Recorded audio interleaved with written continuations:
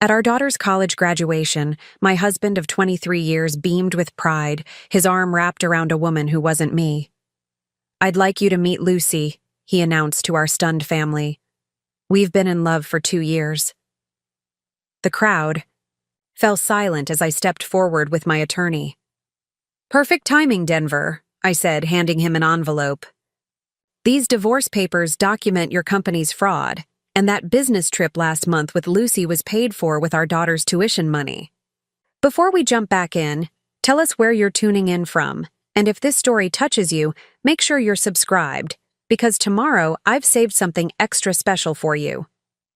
For 23 years, I played the part of the devoted wife who was too busy with household management to understand my husband's business dealings. But Denver never realized that while I managed our home with precision, I was also meticulously documenting his increasingly suspicious financial activities. When he began transferring large sums to offshore accounts, I didn't confront him, I investigated. When he started taking frequent business trips with his young assistant, I didn't cause a scene, I gathered evidence. The moment I discovered he had drained our daughter Anya's college fund to finance his affair was the moment I stopped being the accommodating wife he had taken for granted. I had spent over 2 decades being underestimated by a man who thought I was too preoccupied with family matters to notice his deceptions. But Denver failed to recognize that the skills that made me an excellent household manager, attention to detail, systematic organization, and patient persistence, made me equally adept at building a case against him.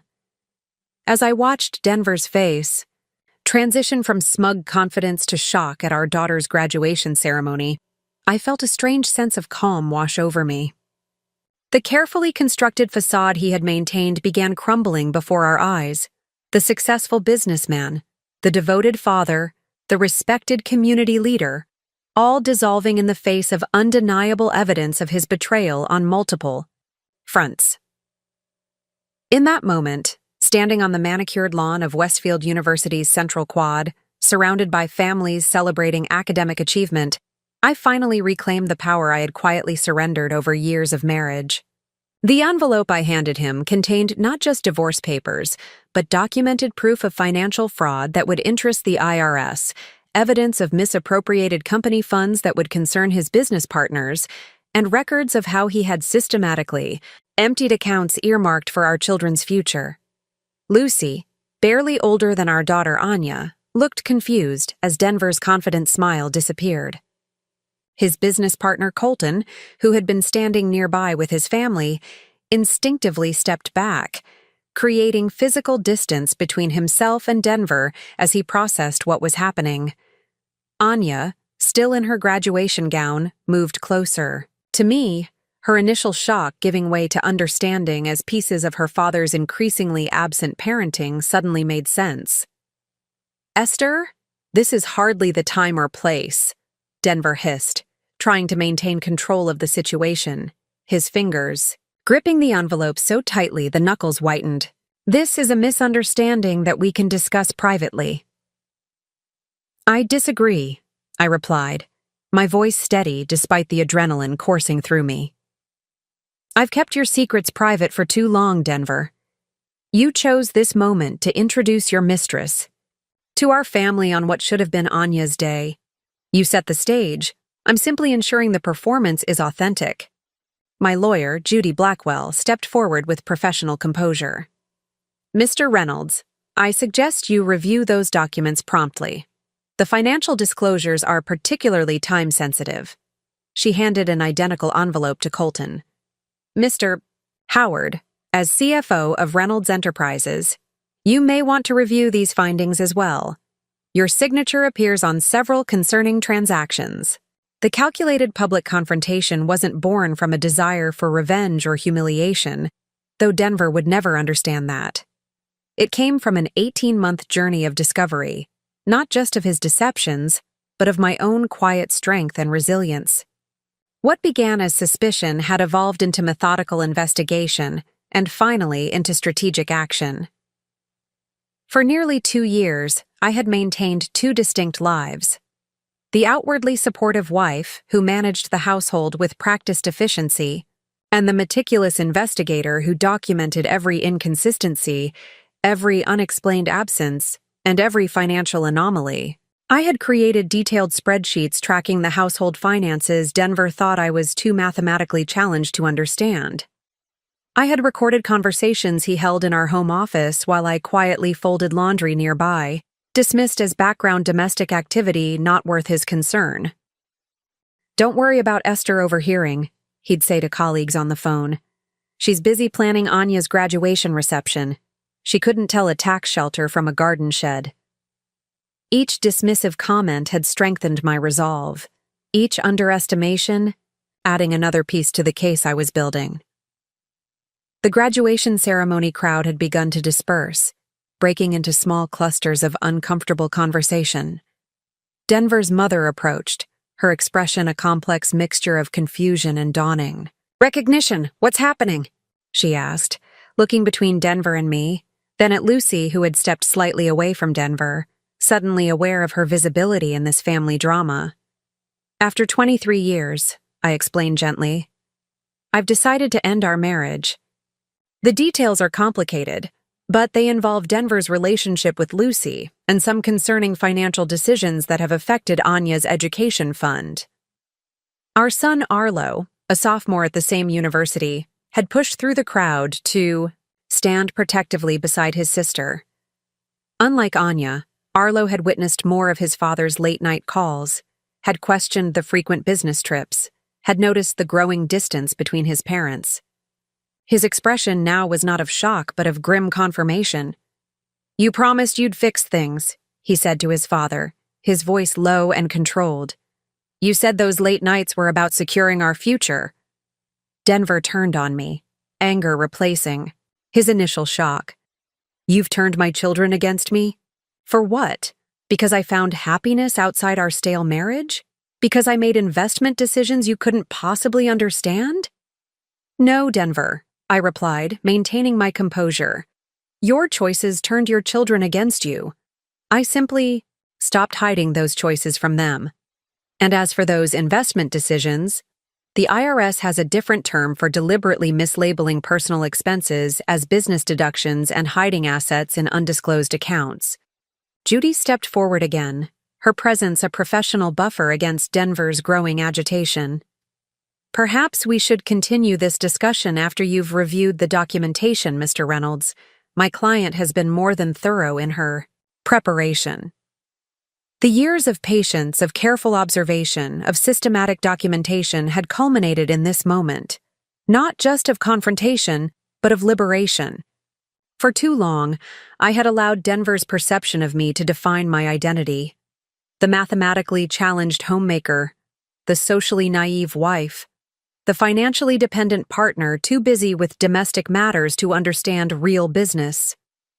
As graduates, and their families continued celebrating around us, our small drama playing out in a corner of the quad, I felt an unexpected lightness.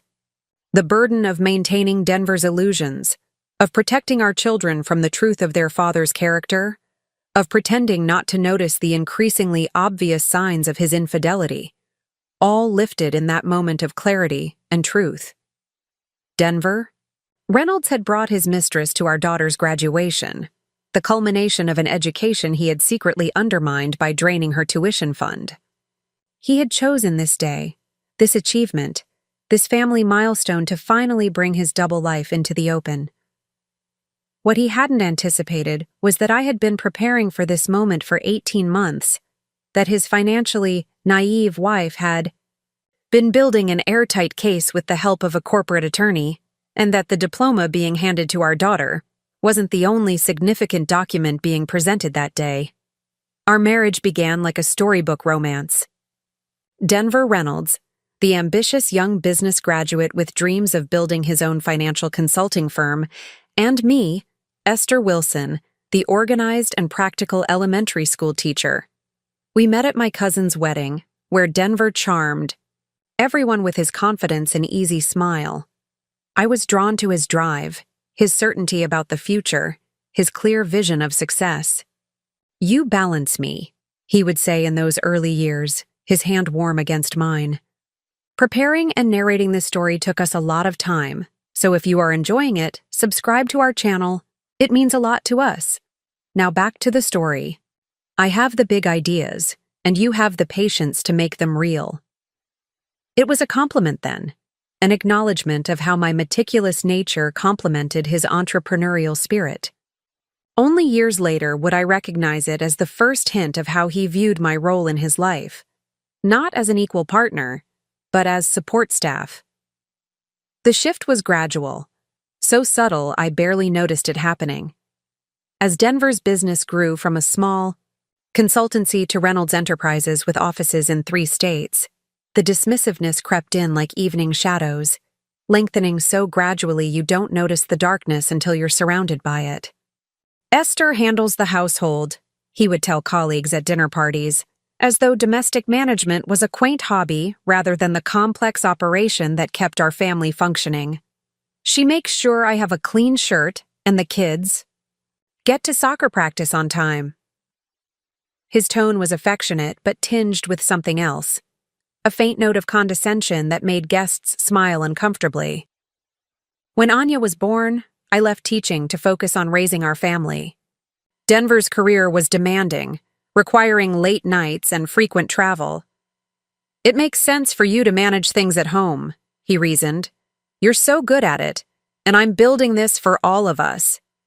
It seemed logical then, a practical division of labor that played to our strengths.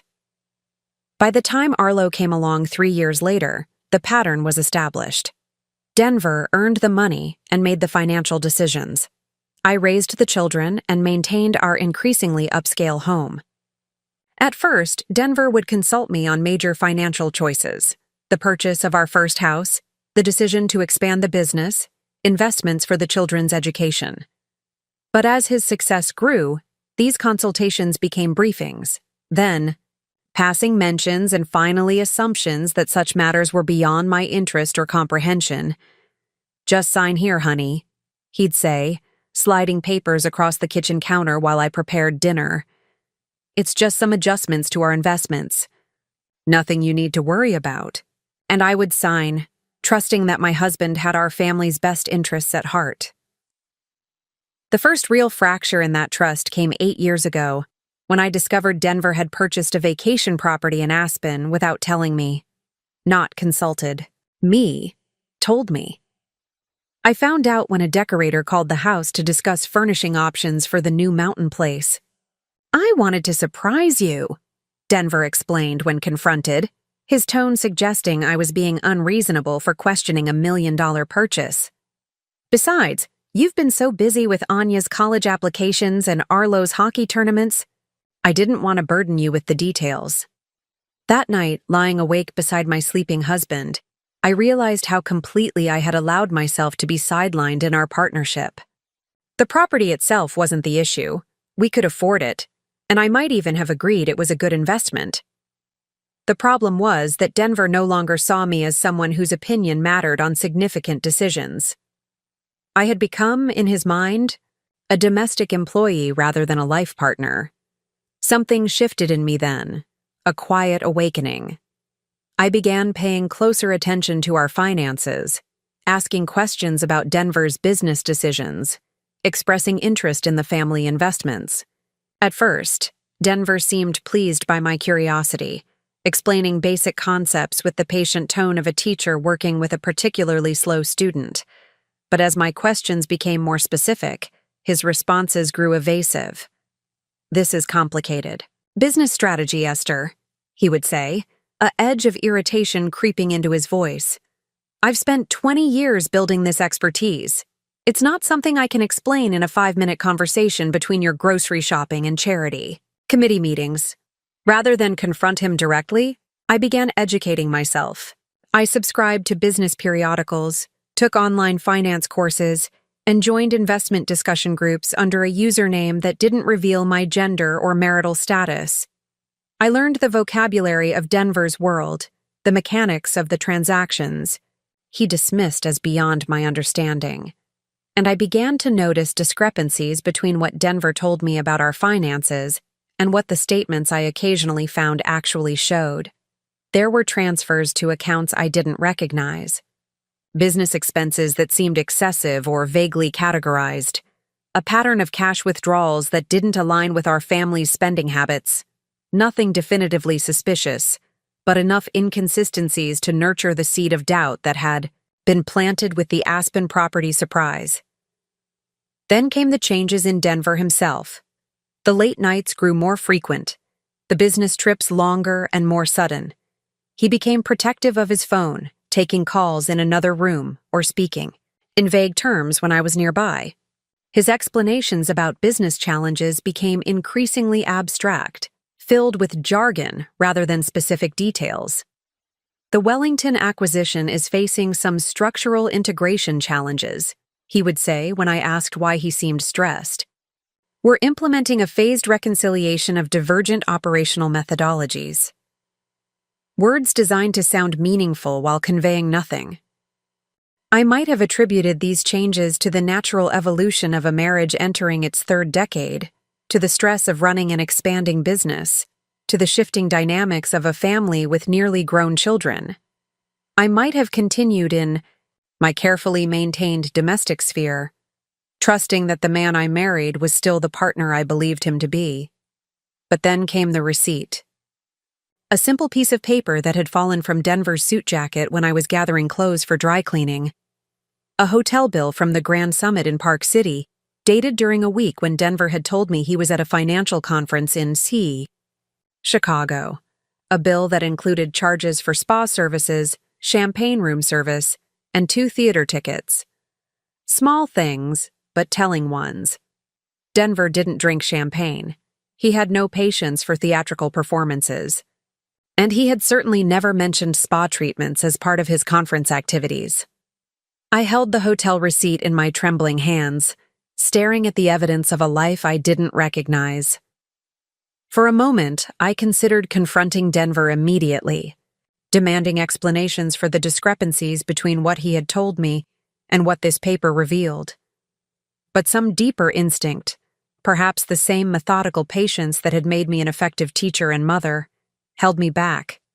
Instead, I carefully photographed the receipt with my phone, then returned it exactly where I had found it in his jacket pocket. That night, I created a new email account under a name Denver wouldn't recognize, and I sent the photo to myself with a simple subject line: Evidence number 1. I didn't yet know what I was collecting evidence for, but something fundamental had shifted in my understanding of my marriage. That first document became the cornerstone of what would eventually grow into a comprehensive system of observation and record-keeping. I purchased a small notebook with a nondescript cover that I kept hidden in my knitting basket, a place Denver never looked, having long ago dismissed my occasional hobby as another domestic triviality. In it, I began documenting inconsistencies. Dates when Denver claimed to be in one city, but evidence suggested he was elsewhere. Unexplained expenses that appeared on credit card statements. Phone calls that he took in another room or abruptly ended when I entered. At first, my documentation was disorganized, fueled more by hurt and confusion than strategic thinking. But as the weeks passed, patterns began to emerge. Denver's business trips frequently coincided with his executive assistant Lucy's absence from the office. His explanations about financial decisions grew increasingly convoluted when I asked specific questions. Large sums moved between accounts, with vague justifications about tax efficiency or strategic realignment. I began to approach my investigation with the same structured methodology I had once applied to lesson planning. I created categories of information: financial discrepancies, unexplained absences, contradictory statements, changes in behavior. Each observation was dated, described in detail, and cross-referenced with any supporting evidence I could gather. "Don't worry about those transfers," Denver said one evening when I casually inquired about a bank notification that had popped up on my phone. "It's just some restructuring for the Henderson account, business operations that would bore you to tears." I nodded sympathetically while mentally filing the information. That night, after Denver fell asleep, I checked our joint account statements online. The restructuring had moved $50,000 to an account number I didn't recognize. I documented it in my notebook, marking it with a yellow tab to indicate a financial discrepancy requiring further investigation. As my system evolved, so did my approach to gathering information. I became strategic about when and how I asked questions, careful not to appear too interested or knowledgeable. I would intentionally misuse financial terms just enough for Denver to correct me condescendingly, revealing more information in his desire to demonstrate his superior understanding. "So that offshore account is like a tax deduction, right?" I would ask innocently while passing him coffee at breakfast. "Not even close, Esther," he would reply with an indulgent smile. "It's a tax-advantaged investment vehicle that shields certain assets from domestic regulatory oversight. The Cayman structure allows for more flexible deployment of capital without triggering reporting requirements." Each explanation was another piece of the puzzle, another entry in my growing documentation. I recorded his exact words, the date, the context. I began researching what these terms actually meant, what was legal versus what skirted regulatory boundaries. 6 months into my quiet investigation, I made a critical discovery. Denver had left his laptop open on his home office desk while taking a shower. A notification appeared from his executive assistant. "Reservations confirmed for next week. Same. Sweet as last time." My heart pounded as I quickly searched his email, finding a thread of messages with Lucy that went far beyond professional relationship boundaries. Photos, intimate messages, plans for their business trip to San Francisco. Forwarded key emails to my secret account, careful to mark them as unread afterward. Then I returned the computer exactly as I'd found it and walked calmly downstairs to prepare breakfast, a strange numbness replacing the initial shock. That evening, I made my first strategic alliance. I called my old college roommate Judy Blackwell, who had become a successful corporate attorney specializing in financial misconduct cases. We arranged to meet for lunch the following day at a restaurant far from Denver's office or our social circle. "It's been too long," Judy said, embracing me warmly when we met. Her sharp eyes took in my appearance, the carefully applied makeup. That couldn't quite hide my exhaustion, the tension in my shoulders. "What's going on, Esther? You sounded strange on the phone." I had prepared a casual explanation about wanting to reconnect with old friends, but sitting across from Judy, direct, perceptive Judy who had always seen through pretenses, the carefully constructed facade crumbled. "I think Denver is having an affair," I said quietly.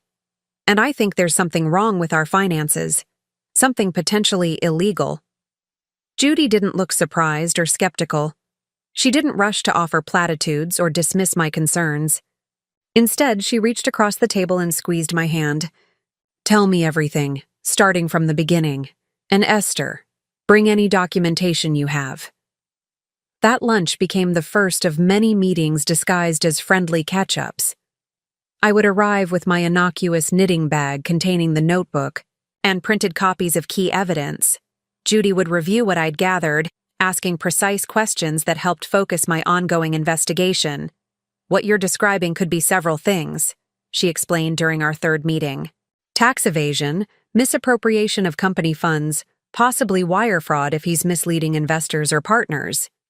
But we need more concrete evidence before taking any action." "What kind of evidence?" I asked. "Banking records showing the money trails, communications about intentional financial misconduct, documentation of company funds being used for personal expenses, particularly expenses related to the affair." I nodded, mentally cataloging where I might find such information. "He doesn't think I'm capable of understanding any of it," I said, a hint of bitterness creeping into my voice. "He talks freely about business matters on the phone when I'm in the room. He leaves financial documents on his desk because he assumes I won't read them, or won't comprehend them if I do." A ghost of a smile crossed Judy's face. "Then his underestimation is our greatest advantage. Don't correct it. Continue being exactly who he thinks you are while you document everything. Over the next several months, my collection of evidence grew from a single notebook to a comprehensive digital and physical archive. I set up automatic notifications for all our financial accounts. I photographed documents Denver left in his home office. I recorded conversations when he discussed business on the phone, thinking I was too preoccupied with household tasks to pay attention. The beauty of being underestimated, Judy observed during one of our strategy sessions, is that people reveal themselves completely when they think you're not watching. They perform for peers they respect, but drop the mask around those they don't. The more I discovered, the more I realized that Denver's dismissive attitude toward me, the very thing that had wounded me for years, had become my most powerful investigative tool. His certainty that I couldn't understand real business meant he never suspected I was building a case that would eventually dismantle everything he had built. The major turning point came on an ordinary Tuesday, 11 months into my silent investigation. Anya had called from college, excited about her acceptance into a prestigious study abroad program in Barcelona for her senior year. "It's perfect, Mom. The program aligns exactly with my thesis research, and I'll get to work with Professor Navarro. She's brilliant in comparative education systems." My daughter's voice bubbled with enthusiasm, and I felt a surge of maternal pride. "That's wonderful, sweetheart. Have you worked out the finances?" I asked, already mentally calculating how we could adjust our budget to accommodate this opportunity. Her hesitation was barely perceptible. "Dad said it's covered. He told me last week that my education fund has more than enough for the program and living expenses." I maintained my encouraging tone while a cold unease settled in my stomach. "That's great. I'm so proud of you. Send me the program details when you get a chance."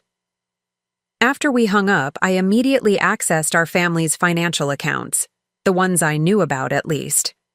According to my records, Anya's education fund should have contained nearly $45,000 for her final year and a half of university.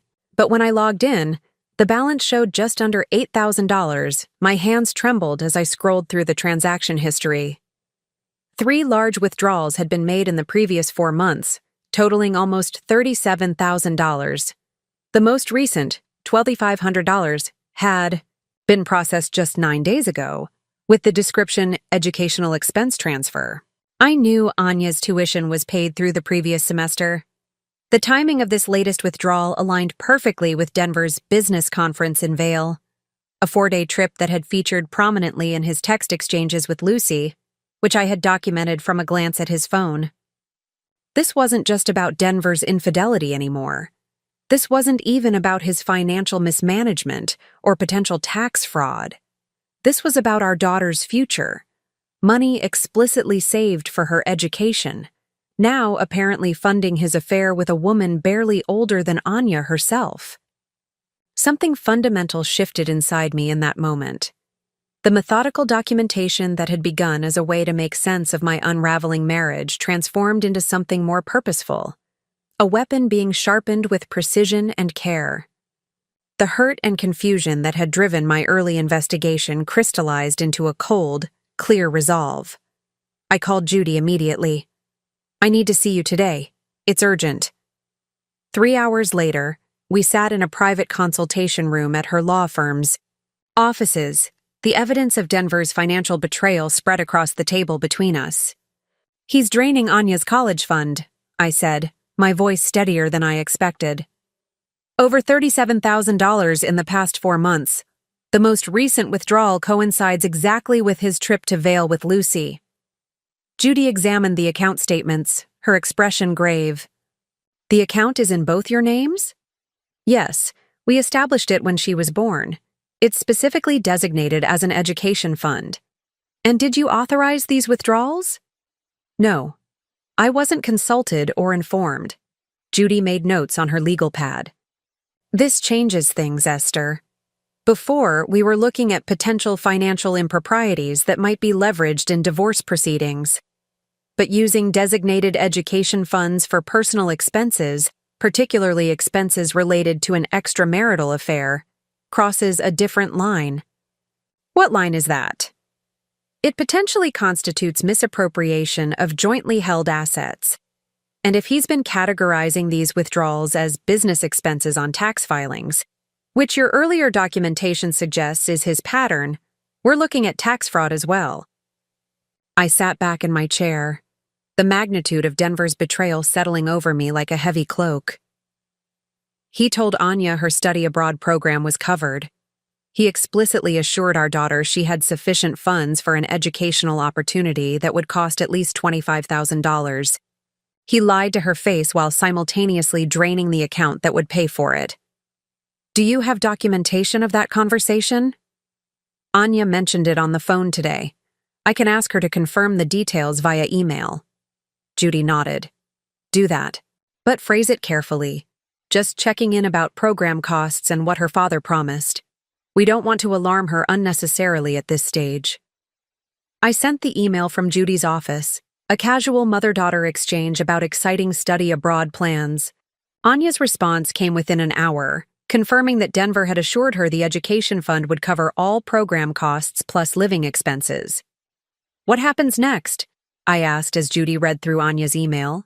That depends on what you want the ultimate outcome to be, she replied, studying me carefully.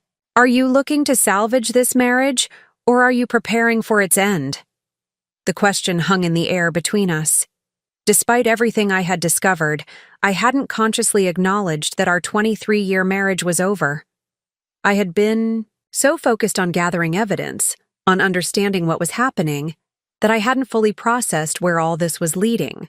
I don't see how our marriage can continue, I said finally, the words feeling strange but true as they left my lips. Not with this level of betrayal, financial and personal.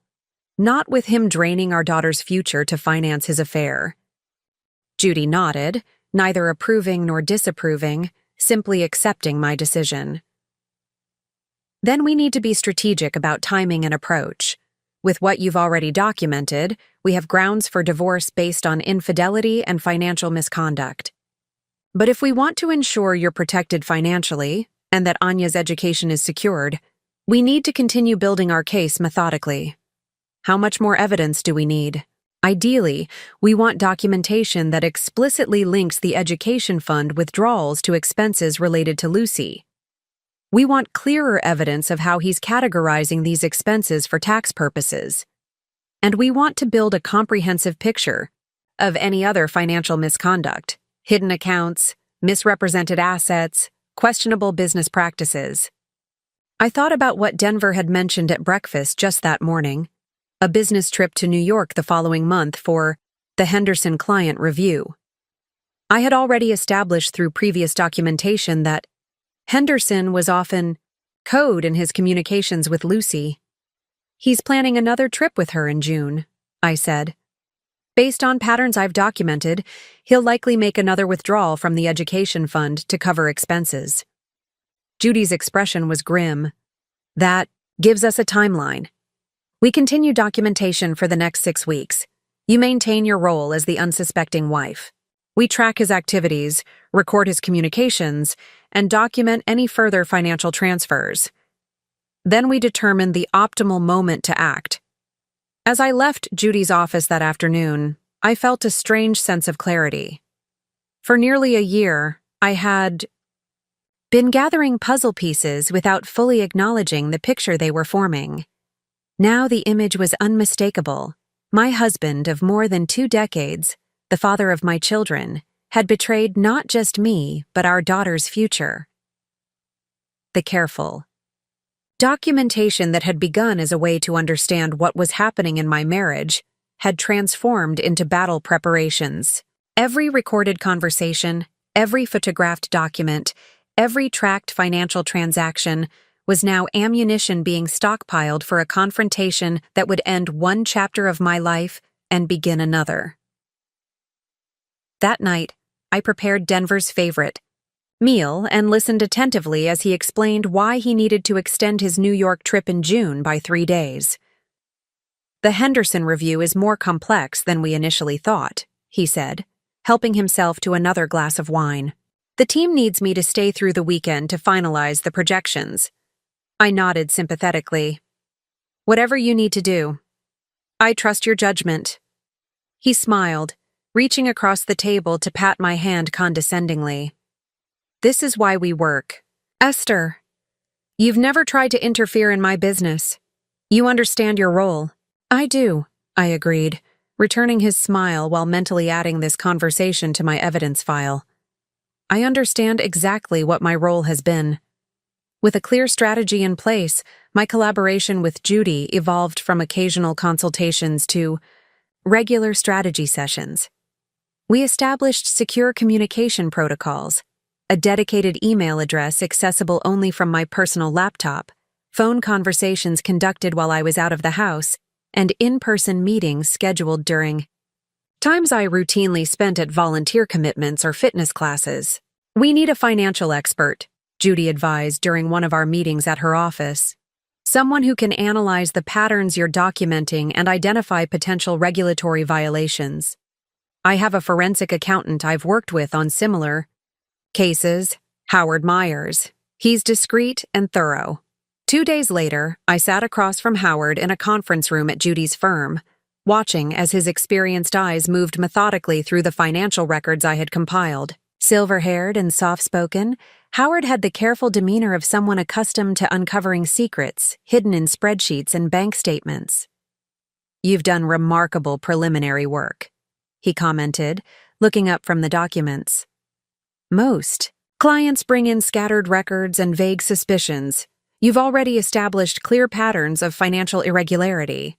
Denver doesn't believe I'm capable of understanding finances, I explained. He's never bothered to hide his tracks because he assumes I won't recognize what I'm seeing. Howard nodded, a hint of professional appreciation in his expression. His mistake. From what I can see in these preliminary documents, there are several concerning patterns. The education fund withdrawals are the most straightforward issue. Those accounts were established with a specific designated purpose, and using them for personal expenses is clearly inappropriate. What about the business expenses? I asked. Denver frequently categorizes personal expenditures as business costs. That's where we need more specific documentation, Howard explained. If we can establish that he's systematically misclassifying personal expenses, particularly expenses related to his extramarital affair, as business deductions, that constitutes tax fraud. It's not just a divorce issue, it potentially involves federal tax violations. Over the next few weeks, Howard guided my information gathering with specific targets. I needed to document not just that Denver was spending money on Lucy, but that he was categorizing those expenses as business costs on company records and tax filings. The breakthrough came when Denver asked me to drop off some documents at his office while he was at lunch with clients. His executive assistant, not Lucy, but a middle-aged woman named Margaret, who had been with the company for years, greeted me warmly. He's asked me to leave these in his office, I explained, holding up the folder Denver had forgotten at home. Of course, Mrs. Reynolds, you know the way. I did know the way, having visited the office countless times over the years for holiday parties and client events. What Margaret didn't know was that I had prepared 2 identical folders, one containing the documents Denver had requested, the other empty. In Denver's office, I quickly placed the correct folder on his desk, then began a swift but methodical search of his filing cabinet. Years of organizing our home had taught me to move efficiently through information systems. Within minutes, I located what I was looking for, a file labeled T&E Documentation 2023-24. I used my phone to rapidly photograph every page in the file, expense reports, receipts, reimbursement forms. Most telling were the client entertainment, expenses that aligned perfectly with the dates and locations of Denver's trips with Lucy.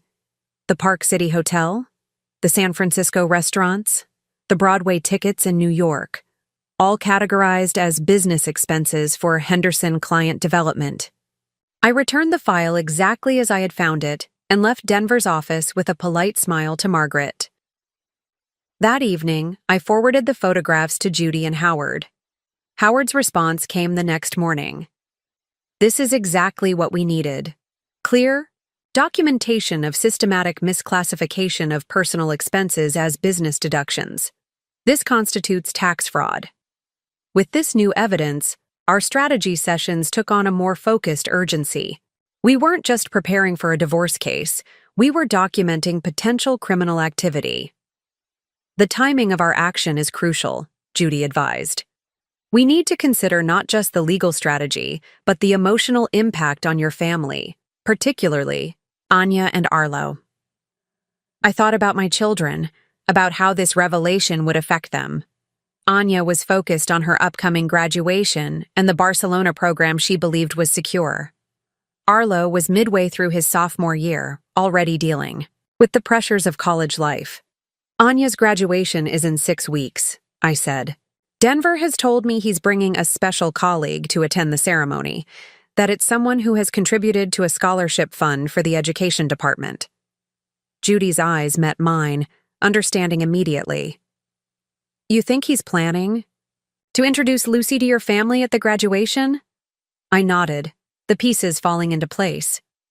It would be typical of Denver to use an academic achievement as cover for legitimizing their relationship.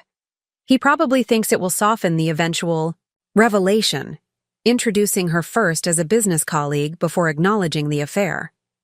That would be consistent with his pattern of using Anya's education as cover for his relationship with Lucy, Howard observed. The symmetry is troubling, using her graduation as the venue to introduce the woman he's been funding with her education. Money. It's also the perfect opportunity, Judy said quietly, watching my reaction. If he's planning to use the graduation to bring Lucy into the open, it gives us a clear timeline and a powerful moment to present our evidence. The three of us exchanged glances, the unspoken strategy taking shape between us. Denver had chosen Anya's graduation as the moment to begin legitimizing his relationship with Lucy. He didn't realize he had also given me the perfect stage for revealing the truth about how that relationship had been funded. With Anya's graduation approaching, our preparation entered its final phase. Howard had completed his analysis of Denver's financial activities, identifying multiple regulatory violations beyond the misuse of the education fund. Judy had drafted the divorce papers, complete with detailed financial disclosures that would be impossible for Denver to dispute. I had organized my documentation into a comprehensive system that could withstand legal scrutiny. Everything was in place for the confrontation at graduation, until an unexpected discovery forced us to reevaluate our entire understanding of Denver's deception. It happened 3 weeks before the ceremony. I was in our home office, searching for a specific tax document Howard had requested. Denver rarely used this room anymore, preferring to work from his downtown office or the study in our Aspen property. The home office had become my domain by default, the place where I managed household finances and volunteer commitments.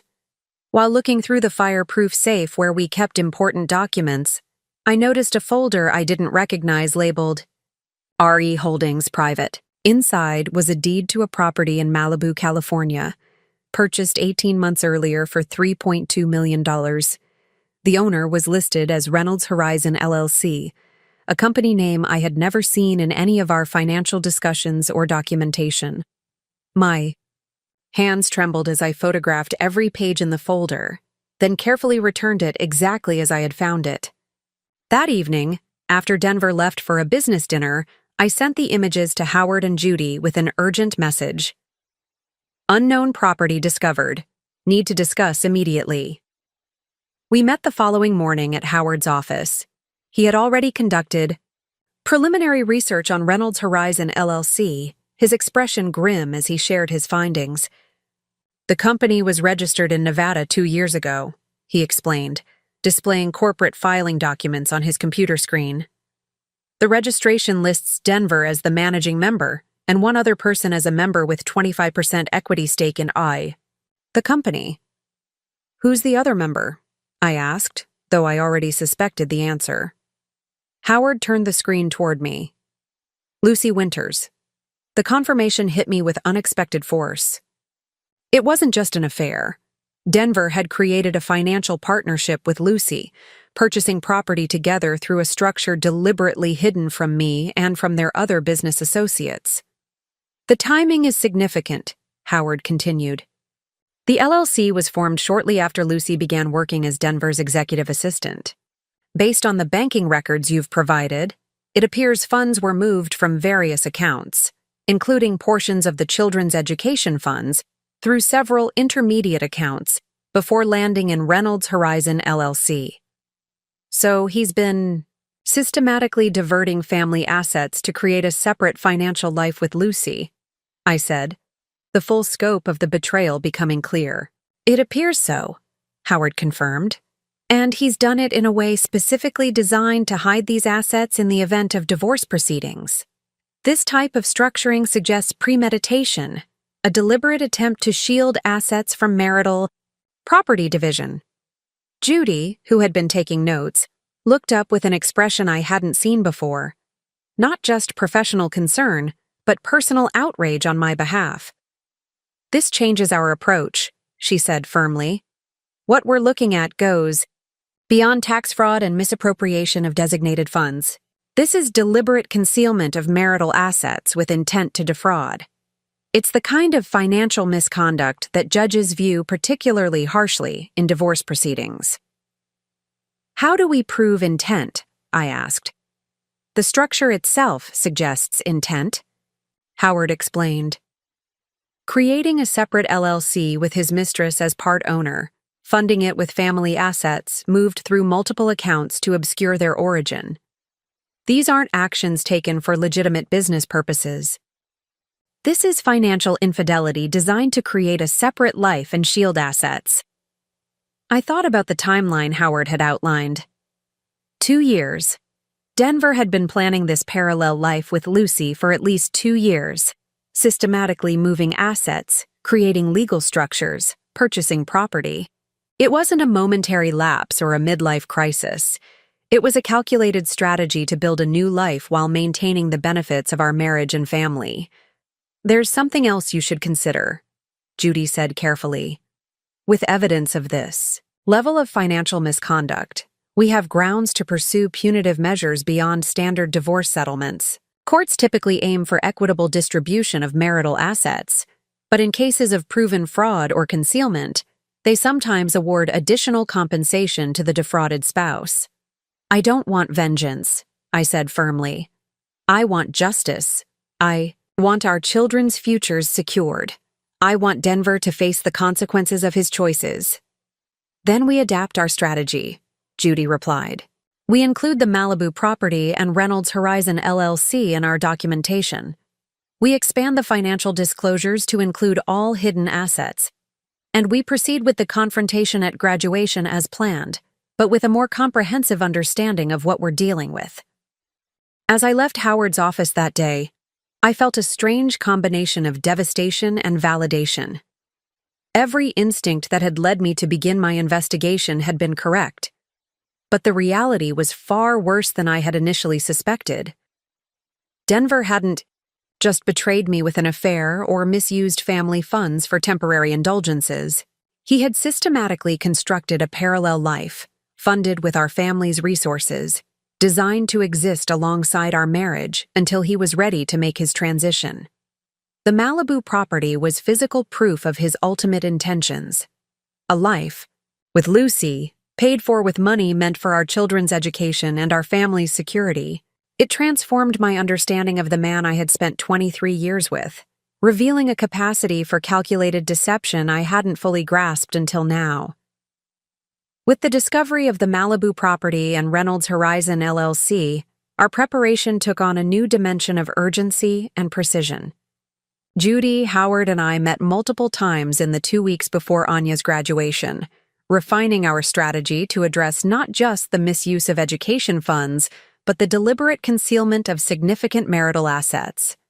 Everything needs to be documented, in triplicate, Judy advised, 1 copy for immediate presentation, 1 for our records, and 1 secured off-site in case Denver attempts to destroy evidence once confronted. I created a comprehensive portfolio containing all the evidence we had gathered. Bank statements showing the education fund withdrawals, expense reports documenting Denver's misclassification of personal expenditures, corporate records of Reynolds, Horizon LLC, and photographs of the Malibu property deed. Each document was labeled, dated, and organized chronologically to tell the story of Denver's systematic deception. Howard prepared a detailed financial analysis identifying specific regulatory violations and calculating the total amount Denver had diverted from family assets to his parallel life with Lucy, nearly $1.4 million over 2 years, including the education funds. "We need to consider the emotional aspects as well as the legal ones," Judy reminded me as we finalized our approach. "This confrontation will happen at your daughter's graduation. While Denver's choice to bring Lucy to this event justifies our timing, we should be mindful of how this will impact Anya and Arlo." I had been wrestling with this consideration throughout our planning. The last thing I wanted was to overshadow Anya's achievement with family drama. Yet Denver had made the decision to introduce Lucy at this milestone event, apparently unconcerned about how that might affect our daughter.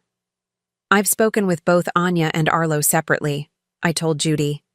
"Not about the specifics, but I've prepared them that there are serious issues in our marriage that will likely come to a head soon." They both sensed something was wrong long before I confirmed it. In truth, those conversations had been among the most difficult aspects of my preparation. I had maintained the facade of normalcy with Denver, while gradually helping our children understand that significant changes were coming. "Dad's been different for a while now," Arlo had observed during our talk, his perceptiveness reminding me that at 20, he was no longer the child I sometimes still saw him as. "The way he dismisses you, dismisses all of us, really. Like, we're just accessories to his life, not people with our own needs." Anya had been similarly insightful. "I've noticed how he talks to you, Mom. Like you couldn't possibly understand important things. It's the same way some of my professors talk to female students, that condescending tone that makes me want to prove them wrong on principle." Their awareness was both heartbreaking and validating. Denver's dismissive attitude hadn't just affected me. It had shaped how our children experienced him as a father and how they understood relationship dynamics. The revelation that both of my children had recognized the problematic patterns in their father's behavior long before I took action to address them was a painful reminder of how deeply family dysfunction can impact young adults. Beyond the emotional preparation, there were practical logistics to arrange. Judy would attend the graduation ceremony as my guest, with the divorce papers and financial documentation secured in her briefcase. Howard would be on standby, ready to join us if needed for the confrontation that would follow the ceremony. I purchased a new outfit for the graduation, not the supportive wife ensemble Denver might expect, but a tailored navy suit that projected confidence and authority. I scheduled an appointment at the salon, not for the subtle highlights Denver preferred, but for a clean, sophisticated cut that felt like reclaiming my appearance for myself rather than for his approval. "The physical transformation is important," my friend Elaine observed when she saw my new look at our coffee meeting the week before graduation. Elaine had been one of the few people I'd confided in about the upcoming confrontation. "You're shedding the skin of the woman Denver thought you were." The night before graduation, I moved methodically through final preparations while Denver worked late, finalizing a presentation. I confirmed arrangements with Judy, reviewed the documentation portfolio one last time, and packed a small overnight bag that I stored in the trunk of my car. Essential items I might need if the confrontation made it impossible to return home immediately. As I moved through these tasks, I was struck by how calm I felt. The anxiety and hurt that had characterized the early months of my investigation had been replaced by a steady resolve. I wasn't acting out of vindictiveness or even anger anymore. This was about truth, accountability, and securing my children's futures. I thought about the woman I had been when I found that first hotel receipt, confused, hurt, struggling to reconcile the evidence of Denver's betrayal with the marriage I thought we had. That woman seemed distant now, like a character in a story I had once read rather than a version of myself. The systematic documentation that had begun as a way to understand what was happening in my marriage had become a path to reclaiming my agency. Every spreadsheet I created, every conversation I recorded, every financial discrepancy I identified had been a step toward recognizing my own capabilities Denver had dismissed throughout our marriage. As I prepared for bed in the guest room, where I had been sleeping for months under the pretense of not disturbing Denver with my restless sleeping, I reviewed once more what would happen at tomorrow's ceremony. Denver would arrive separately, having told me he needed to pick up a colleague on the way. I would be seated with family in the reserved section. After the ceremony, during the reception, Denver would make his introduction of Lucy to our extended family and friends, and I would be ready with irrefutable evidence of exactly who Lucy was and how their relationship had been financed with our children's education funds. The confrontation I had spent 18 months preparing for was less than 24 hours away. Tomorrow would be the day Denver Reynolds discovered what his simple domestic wife was truly capable of. Westfield University's central quadrangle was transformed for commencement day, with rows of white chairs arranged in precise formation, facing the temporary stage. Flowering dogwoods provided splashes of color against the historic brick buildings, and a gentle May breeze carried the scent of freshly cut grass. Under different circumstances, it would have been the perfect setting for a family celebration. I had chosen my outfit with deliberate care, a tailored navy suit that projected confidence and authority, rather than the softer, more feminine styles Denver typically preferred. My newly cut hair framed my face in a way that felt like reclaiming my appearance for myself, rather than conforming to his expectations. The physical transformation mirrored my internal one, no longer the accommodating wife who shaped herself to her husband's preferences, but a woman prepared to stand firmly in her own truth. I arrived early with Judy, her professional demeanor softened for the occasion with a floral dress that wouldn't draw attention. As we walked across the manicured lawn toward the seating area, I felt strangely calm despite the confrontation I knew was coming. 18 months of methodical preparation had brought a certainty that steadied my nerves. "The academic pageantry is quite something," Judy observed as we passed faculty members in colorful regalia assembling for the processional. "Hard to believe I graduated from here 20 years ago." "I didn't realize you were an alumna," I replied, grateful for the momentary distraction from the weight of what was to come. "Political science and pre-law," she confirmed with a small smile. "Though I don't believe I ever had cause to use my education quite like this, attending a client's daughter's graduation with divorce papers and financial fraud documentation. We found our seats in the section reserved for graduates' families, the weight of Judy's briefcase between us a reminder of what would follow the ceremony. Anya had texted earlier, excited and nervous as she prepared with her roommates, unaware of the seismic shift about to occur in her family structure. "Are you ready?" Judy asked quietly as we settled in, her question encompassing far more than our seating arrangements. "I've been ready for months," I replied, surprised by the steadiness in my voice. The anxiety I had anticipated feeling today was absent, replaced by a calm certainty that I was taking necessary action. Denver's parents arrived next, his father helping his mother navigate the uneven ground in her dress shoes. At 78, Howard Reynolds Sr. remained imposing, the source of Denver's height and bearing, if not his moral flexibility. "Margaret." Reynolds embraced me warmly, commenting on my new haircut with genuine admiration. "You look wonderful, dear, so professional and confident." I thanked her, wondering how she would react when today's events unfolded. Denver's parents had always been kind to me, if somewhat distant, treating me with the benevolent condescension of people who viewed my background and career choices as charming but inconsequential compared to their son's achievements. "Denver isn't with you?" Margaret asked, glancing around. I thought you'd be arriving together. He's coming separately, I explained, maintaining my composed expression. He mentioned needing to pick up a special guest for the ceremony. Margaret's eyebrows rose slightly, but she didn't press further. Howard Sr. merely nodded, his expression suggesting he found Denver's separate arrival unsurprising but not worth commenting on. They took their seats in the row behind us, Howard Sr. immediately engaging in conversation with another grandparent about the university's recent expansion plans. Arlo arrived minutes later, hugging me tightly before nodding formally to his grandparents. At 20, he carried himself with a serious dignity that sometimes made me forget how young he still was. Having driven separately from his off-campus apartment, he took the seat beside me, leaning close to whisper, "Dad's not here yet?" "He's coming separately," I explained. "He said he needed to pick someone up." Something in my tone must have alerted him. Arlo studied my face carefully, then glanced at Judy with dawning comprehension. "Is today the day?" he asked, his voice so low I barely caught the words. I squeezed his hand in silent confirmation.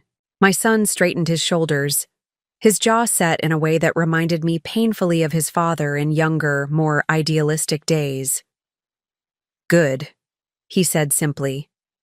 The quad continued filling with families in festive attire, the atmosphere one of celebration and accomplishment. Faculty members in their academic regalia began assembling at the side of the seating area, their varied hood colors creating a tapestry of scholarly tradition. The university's brass ensemble played soft background music that occasionally carried away on the spring breeze. I watched the entrance points to the quadrangle with peripheral awareness, not wanting to appear obviously vigilant, but needing to prepare myself for Denver and Lucy's arrival. My hands remained steady as I reviewed the program, but I felt an internal bracing, the same focused calm I used to experience before important presentations during my teaching career. The ceremony was scheduled to begin at 11 At 10:45, I saw Denver enter from the east side of the quadrangle, impeccably dressed in a tailored suit that probably cost more than a month of Arlo's college expenses. Beside him walked a young woman in a pale blue dress, Lucy in person for the first time in my experience, though I had seen her in countless photographs during my investigation. She was beautiful in the polished way of someone who invests significant resources in their appearance, designer clothes, professional hair, and makeup, that particular glossy quality that comes from expensive skincare regimens. Seeing her in person, what struck me most was how young she looked, perhaps 28 or 29, closer to our children's age than to Denver's 52 years. They paused at the edge of the seating area, Denver's hand resting possessively on the small of her back as he scanned the crowd.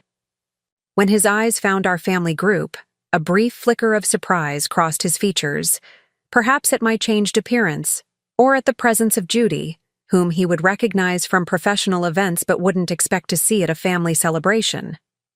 Denver guided Lucy forward, his expression a study in practiced confidence with an undercurrent of tension that only someone who had known him for decades would recognize.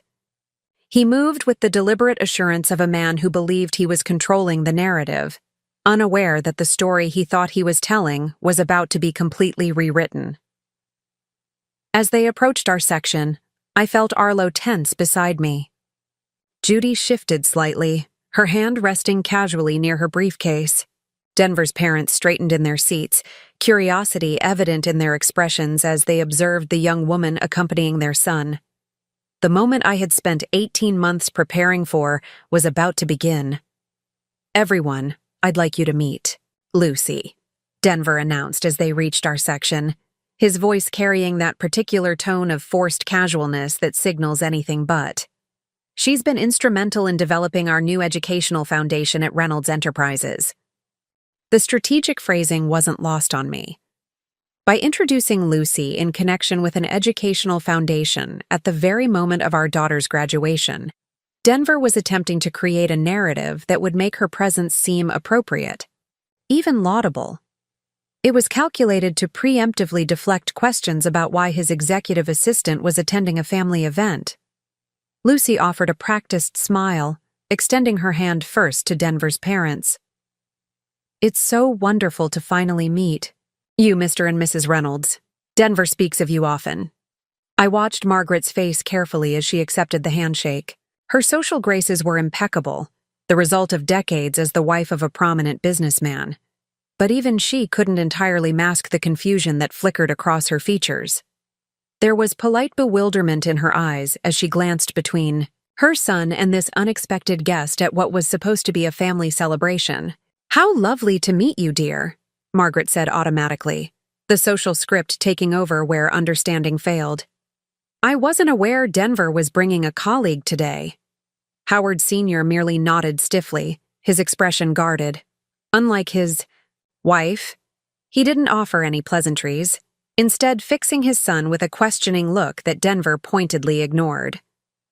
When Lucy turned to Arlo, my son merely looked at her outstretched hand without taking it, his face impassive. The awkward moment stretched until Lucy withdrew her hand, her composure faltering slightly. Something in Arlo's demeanor suggested he had suspected his father's affair long before I had concrete evidence, a realization that pierced me with a fresh wave of sadness for what our children had observed in silence. "I've heard so much about your programming work," Lucy said to Arlo, attempting to recover from his rebuff. "Denver says you're quite talented." "Interesting," Arlo replied, his voice neutral but cool. "He's never mentioned you at all." Denver shot his son a warning glance, then quickly steered Lucy toward me, clearly hoping to move past the uncomfortable exchange. Lucy's professional smile remained fixed in place, though I could see the slight strain around her eyes as she registered the less-than-warm reception. "And you must be Esther," she said finally, turning to me with a smile that didn't reach her eyes. "Denver has told me so much about your excellent work with the Children's Charity Board." The careful selection of details was revealing. Denver had evidently described me to his mistress primarily in terms of my volunteer work, reinforcing his narrative of me as a pleasant but professionally inconsequential wife whose interests were appropriately domestic. It was the same diminished version of me he had presented to colleagues and business associates for years. I met her gaze directly, allowing myself to really look at this woman who had been a shadowy figure in my investigation for so long. Up close, I could see the subtle signs of nervous tension beneath her polished exterior, the slightly too firm grip as she extended her hand, the faint line between her brows, the careful modulation of her voice. "Interesting. He's told me almost nothing about you, Lucy, though I've learned quite a bit on my own." My words hung in the air between us as Lucy's hand remained extended, her carefully crafted expression faltering as she processed the implication. Her eyes darted briefly to Denver, seeking guidance or reassurance. Denver's sharp intake of breath was audible in the sudden silence. His hand moved to Lucy's elbow in a gesture that was both protective and controlling. "Esther, this isn't the time or place for whatever you're implying." His tone carried the familiar note of dismissive authority he had used throughout our marriage whenever I raised a subject he preferred to avoid.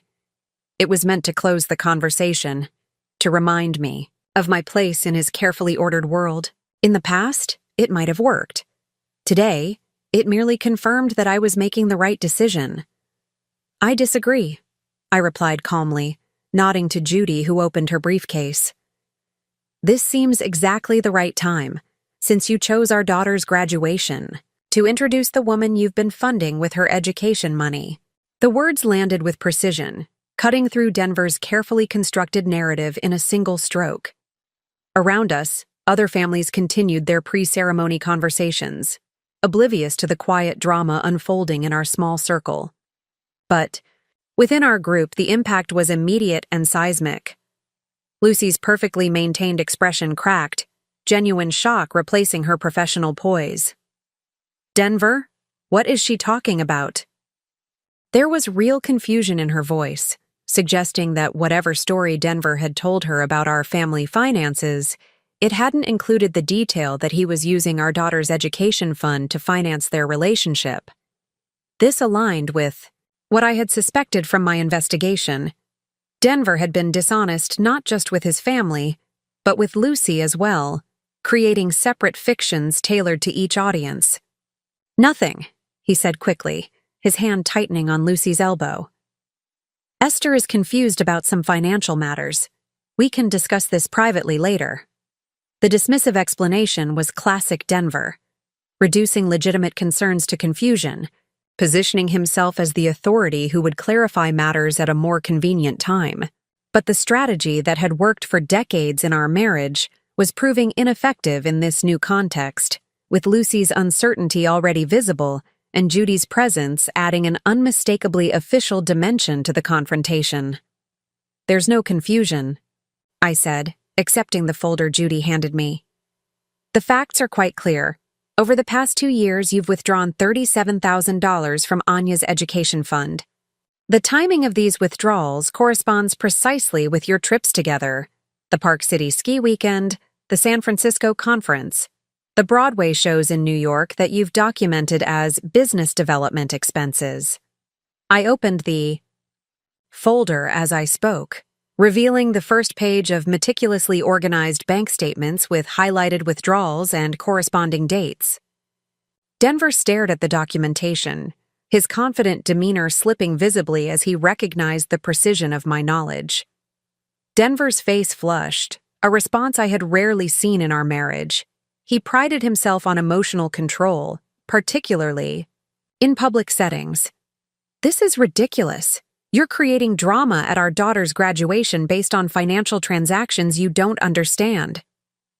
"Oh, I understand them perfectly," I countered, turning to the next page in the folder to display additional statements.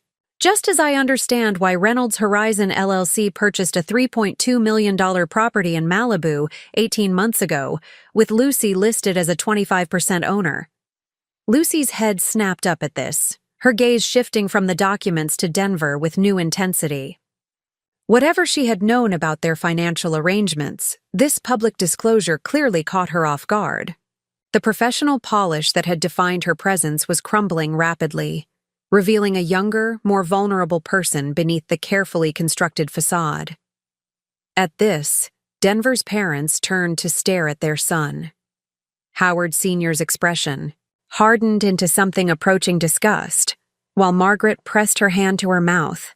The social graces that had sustained her through decades of public appearances, finally inadequate to mask her shock. "You used Anya's college fund for this?" "This arrangement?" Margaret asked, her voice barely above a whisper. The social veneer that had sustained her through decades of public appearances finally cracking under the weight of this revelation. Denver's composure was visibly deteriorating, his carefully constructed image of successful businessman and family provider unraveling thread by thread. I had rarely seen him thrown off balance this way. Throughout our marriage, he had maintained rigid control over his public persona, regardless of what was happening beneath the surface. "It's not what it sounds like," Denver insisted, though his confident facade was crumbling rapidly. He attempted to regain control of the narrative, his voice taking on the authoritative tone he used in business presentations. "These are complex financial reallocations that benefit everyone in the long term. The education funds were temporarily leveraged for strategic investments that will ultimately increase their value." Howard Sr. scoffed audibly, his decades of business experience making him immune to Denver's corporate doublespeak. "Don't insult our intelligence with that nonsense. You used designated education funds for personal purposes. There's nothing complex or strategic about it. It's misappropriation, plain and simple." Lucy had gone pale, taking a small step away from Denver. The physical distance she created seemed to symbolize a larger withdrawal, as though she were reassessing not just her physical position, but her entire relationship with the man beside her. "You said that property was purchased with your investment portfolio proceeds," she said, her voice tight with controlled emotion. "You specifically told me it wasn't connected to family funds. You said it was money you had earned independently and had full discretion over. The revelation that Denver had been dishonest with Lucy as well as with his family didn't surprise me. My months of investigation had revealed a pattern of compartmentalized deception. Different stories tailored to different audiences, each carefully crafted to maintain his image and advantage in that particular sphere. Denver looked trapped between his parents' disapproval, Lucy's growing alarm, and the damning evidence in my hands. His eyes darted around the seating area, which was filling rapidly as families arrived for the ceremony. The public setting that he had chosen for introducing Lucy, likely believing it would constrain any potential negative reaction from me, had become a liability now that the confrontation was proceeding despite the surroundings. "We need to discuss this privately," he hissed, reaching for my arm. "Not here. Not today. You're embarrassing yourself and damaging our family." The familiar tactic, attempting to shift blame, to position my actions rather than his as the source of damage, no longer held power over me. 18 months of documentation and preparation had inoculated me against this particular form of manipulation. Judy stepped forward smoothly, her professional presence creating an immediate buffer. "Mr. Reynolds, I suggest you remove your hand from my client. And yes, today is precisely when we'll address this, since you chose today to introduce Ms. Winters to your family." Denver's hand dropped from my arm as though it had been scalded. "Your client? What exactly is happening here?" "This is Judy Blackwell," I said, introducing my attorney to the stunned group. "She's been helping me document the systematic financial misconduct that's been funding your relationship with Lucy." Denver's jaw clenched as he recognized the name. "The corporate attorney from the Hammond fundraiser. You've been planning this for 18 months, I confirmed. About as long as you've been planning your alternative life in Malibu." Nearby families were beginning to notice our tense exchange, curious glances turning our way despite their attempts at discretion. Denver seemed acutely aware of the potential for public embarrassment, his eyes darting nervously to the university trustees and business associates seated several rows away. The professional reputation he had cultivated so carefully was at risk of very public damage. "Denver, is this true?" his father demanded, his authoritative voice carrying despite his attempt to keep the confrontation contained. "You've been using Anya's education money to fund an affair and purchase property with this employee?" The way Howard Sr. emphasized the word employee carried unmistakable disapproval, condensing the complex reality of Denver and Lucy's relationship into its most professionally inappropriate dimension.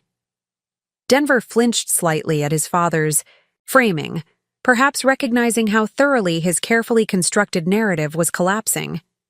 "It's not that simple," Denver insisted, his composure fraying visibly. "There have been strategic reallocations of assets that temporarily utilized certain funds." "Stop," Lucy interrupted, her professional polish cracking further. "Just stop with the corporate doublespeak. Did you use family money to fund our relationship or not?" The directness of her question cut through Denver's evasions, forcing the issue into stark clarity. Around us, the prelude music had begun, signaling that the ceremony would commence in 15 minutes. Faculty members were lining up for the processional, their colorful academic regalia providing an incongruously festive backdrop to our family crisis. Denver turned to Lucy, lowering his voice in a transparent attempt to separate this conversation from the one happening with his family. "Lucy, we can discuss the technical details later. This isn't the appropriate venue." "The technical details?" she repeated incredulously. "You told me the Malibu property was purchased with your personal investment returns. You said the LLC was structured to protect your business interests, not to hide assets from your family." Denver's face paled slightly as Lucy's words confirmed what my investigation had already suggested, that he had been dishonest with her about the source of funds for their relationship and property investments. The elaborate fiction he had constructed was crumbling from multiple directions simultaneously. Judy calmly removed another document from her briefcase handing it to Lucy. This is the banking trail showing funds moved from the family accounts, including the children's education funds, through 3 intermediate accounts before being used for the down payment on the Malibu property. As a 25% stakeholder in Reynolds Horizon LLC, you may want to understand your potential liability. The professional precision of Judy's statement landed with visible impact on Lucy, whose financial background would allow her to fully comprehend the implications of what she was being shown. She stared at the document, her expression shifting from confusion to dawning horror as she processed the paper trail that connected Denver's family funds directly to their shared property. "I'm an accountant, Denver," Lucy said, her voice barely above a whisper but laden with dawning comprehension. "Did you think I wouldn't understand what this means? Did you think I wouldn't care about the source of these funds?" The gradual collapse of Denver's carefully constructed deception was unfolding exactly as I had anticipated during my months of preparation. The evidence was speaking for itself, requiring minimal elaboration from me. Denver was discovering what I had learned through painful experience: that lies, no matter how carefully constructed, cannot withstand the weight of documented truth. Reynolds family? The usher's polite interruption temporarily halted our confrontation. "The ceremony will begin in 5 minutes. We need all families seated, please." The ceremony proceeded with stately academic tradition, speeches about future potential, faculty processions in colorful regalia, the rhythmic calling of names as graduates crossed the stage. Under normal circumstances, I would have been fully present for this milestone in my daughter's life. Instead, my awareness was split between pride in Anya's achievement and acute consciousness of the confrontation paused, but not concluded beside me. We had arranged ourselves in tense silence as the usher directed, Denver attempting to sit beside me until Arlo firmly took that seat, positioning himself as a physical barrier between us. Lucy sat at the far end of our row, visibly distancing herself from Denver, her eyes fixed on the documents Judy had provided rather than on the ceremony unfolding before us. Between them, Denver's parents maintained rigid postures, Margaret occasionally dabbing at her eyes with a handkerchief in a gesture that could be mistaken for maternal emotion by casual observers, but which I recognized as an attempt to contain her distress. Denver sat rigidly throughout the ceremony, applauding mechanically at appropriate moments but radiating tension visible to anyone who knew him well. His normally commanding presence had diminished, as though the evidence presented in those brief minutes before the ceremony had physically reduced him. Occasionally, he would attempt to catch Lucy's eye across the family group, but she steadfastly avoided his gaze, the documents in her lap apparently more compelling than his attempts at nonverbal communication. The university president spoke eloquently about integrity and perseverance, values that resonated with uncomfortable irony given what had just transpired in our family circle. "The character you've built during your time at Westfield will serve as your foundation in the years ahead," he proclaimed from the podium. "The choices you make, the principles you uphold, these define you far more profoundly than any professional. Success." Beside me, I felt Arlo's slight shift at these words, a nearly imperceptible nod of agreement. My son had demonstrated more integrity in his silent refusal to shake Lucy's hand than his father had shown in years of financial success built on deception. As the ceremony continued, I found my thoughts drifting to Anya, poised on the threshold of her adult life. She sat among her peers in their identical black gowns, unaware of the seismic shift occurring in her family structure. I felt a complex mixture of emotions: grief that this day was being shadowed by her father's betrayal, determination to protect her future despite his actions, and fierce pride in what she had accomplished through her own merits. The dean of the education department took the podium, beginning the presentation of degrees. "The Bachelor of Education candidates represent our university's commitment to nurturing the next generation of minds," he announced. "These graduates have demonstrated not just academic excellence, but the capacity to communicate knowledge and inspire growth in others." Row by row, graduates rose and proceeded toward the stage as Their names were called. The audience applauded politely for each student, with occasional enthusiastic cheers from family groups celebrating their graduates' moment of recognition. Despite the tension in our row, I was determined that Anya would have that same support, that whatever was happening between her parents would not diminish this achievement she had worked so hard to reach. When Anya's name was called, Anya Elizabeth Reynolds, Bachelor of Education, summa cum laude, our fractured family rose as one, momentarily united in pride despite the undercurrents of conflict. Denver stood straight-backed, his face composed, into an expression of paternal pride that looked genuine despite everything else. Margaret wiped fresh tears that seemed more authentically joyful. Even Lucy rose, though she remained apart, her applause polite but restrained. Watching my daughter cross the stage with confident steps, accepting her diploma with the grace that had always characterized her, I felt a complex wave of emotions. Pride in the remarkable young woman she had become, gratitude that she remained unaware for these precious moments of the family drama unfolding in the audience, and renewed resolve to ensure that her achievement would not be undermined by her father's betrayal. Anya paused at center stage for the official photograph, her smile radiant as she shook the dean's hand. In that moment, looking at her black graduation gown and the bright future it represented, I was more certain than ever that I had made the right decision in documenting Denver's financial misconduct. The education funds he had diverted weren't abstract accounts. They were the tangible representation of our children's opportunities and potential. In misappropriating those funds, Denver hadn't just betrayed me. He had betrayed the very purpose of parenthood itself. As the ceremony concluded and graduates dispersed to find their families, Denver turned to me with cold determination.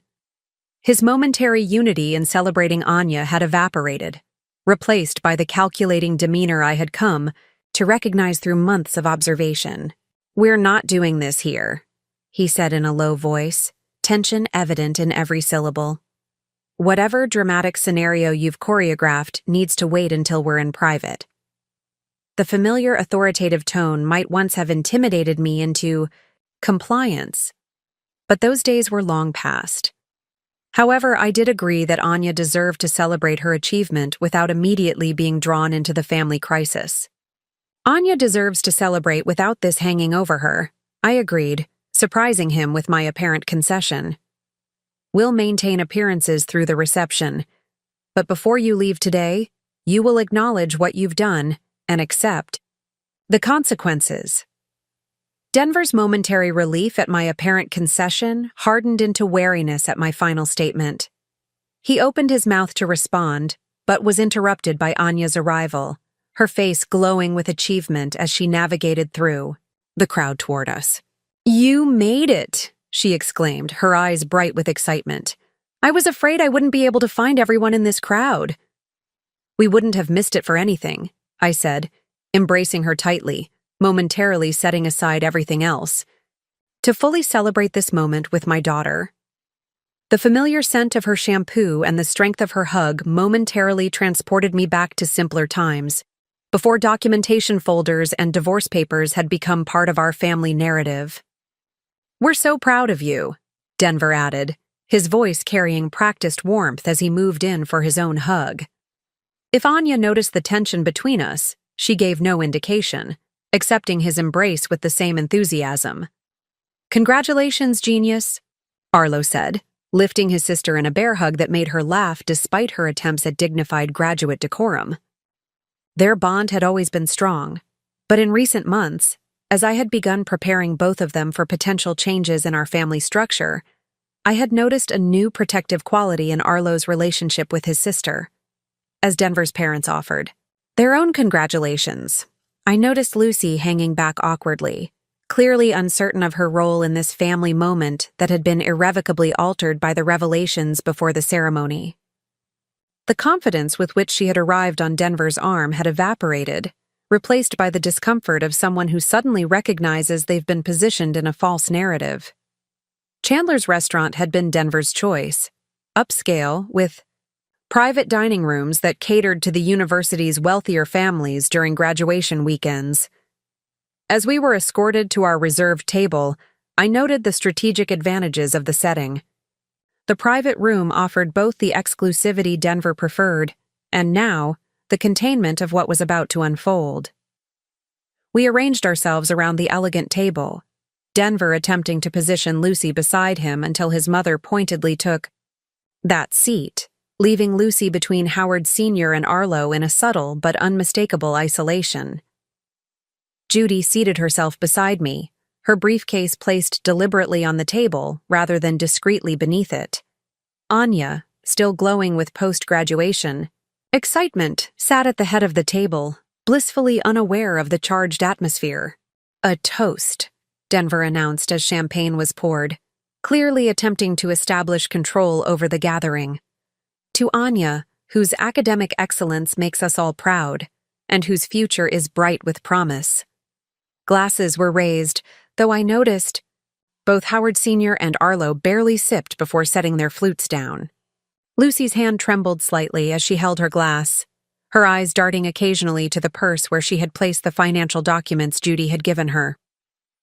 "Speaking of Anya's future," I said calmly after the toast, "Dr. Navarro mentioned the Barcelona program being covered by your education fund, Anya.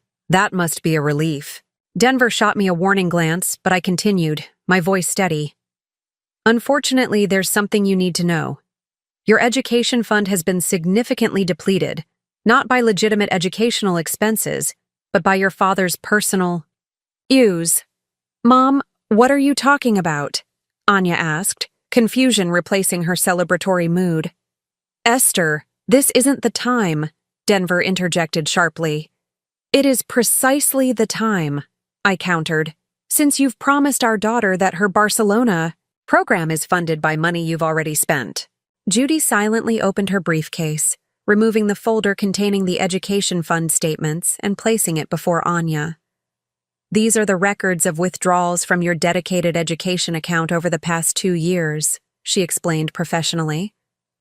"The balance remaining is approximately $8,000, significantly less than the Barcelona program requires." Anya stared at the documents, her expression shifting from confusion to disbelief. "Dad? Is this true? What happened to my education fund?" Denver's attempt at maintaining composure visibly cracked. "This is being presented without context," he insisted. "These were temporary reallocations for investment opportunities that would ultimately increase the fund's value. Investments like the Malibu property registered to Reynolds Horizon LLC?" Howard Sr. asked, his voice cutting. "With your assistant? Listed as part owner?" Lucy flinched at the description, clearly uncomfortable with being reduced to assistant in this context, yet equally uncomfortable with acknowledging her actual role. "You spent my education money on property with her?" Anya asked, her voice small but increasingly firm as understanding dawned. She turned to Lucy. "Who are you really? Dad introduced you as someone from the Educational Foundation, but that's not it, is it?" The moment hung suspended, the direct question from Denver's daughter leaving no room for evasion. Lucy looked trapped, her eyes darting to Denver, who appeared equally cornered. "Lucy and I have been in a relationship," Denver finally admitted, his tone defensive. "The property investment was a separate business matter." "Funded with my college money," Anya stated. No longer a question, but an accusation. "Not just your education fund," I added quietly. "Arlo's as well. Combined with other family assets, nearly $1.4 million has been diverted to finance your father's relationship with Lucy and their property investments together." The weight of this revelation settled over the table. Anya's eyes filled with tears, not of sadness, but of cold fury. I had rarely seen in my gentle-natured daughter. "So my Barcelona program? The one you promised was covered?" "I'll handle it," Denver said quickly. "I'll make arrangements." "With what money?" Judy asked pointedly. "The accounts we've been monitoring show significant financial distress in Your legitimate business operations. The company is leveraged well beyond sustainable levels to maintain the appearance of success while funding your parallel life with Ms. Winters. This is absurd, Denver said, his voice rising with desperation. You've cobbled together fragments of financial information without understanding the complete picture. My business is thriving. These are strategic debt positions designed to maximize growth opportunities. Is that what you told the IRS? Judy asked calmly, removing another document from her briefcase. Because the records show you've been categorizing personal expenses related to Ms. Winters as business deductions. That's not strategic, it's tax fraud. Lucy paled visibly, her professional composure completely abandoned. Denver, you told me all those expenses were legitimate business meetings. You said everything was properly documented. They were legitimate, Denver insisted. Our relationship developed through professional collaboration. The business aspects are entirely separate. The Broadway tickets, the spa weekends, the private villa in Cabo, I asked, referring to expenses I had meticulously documented. All business development for the Henderson client? There is no Henderson client, is there, Dad? Arlo interjected, his voice tight with controlled anger. It's just the code you've been using in your records to hide your affair. Denver's parents sat in stunned silence, his mother's eyes brimming with tears of humiliation, his father's jaw set in rigid disappointment. The waiter who approached our table with menus quickly retreated, sensing the volatile atmosphere. I want to know exactly how much of my future you spent on her? Anya said, her voice steadier than I expected as she pointed at Lucy. Was Barcelona a lie? Was the promise of graduate school funding also gone?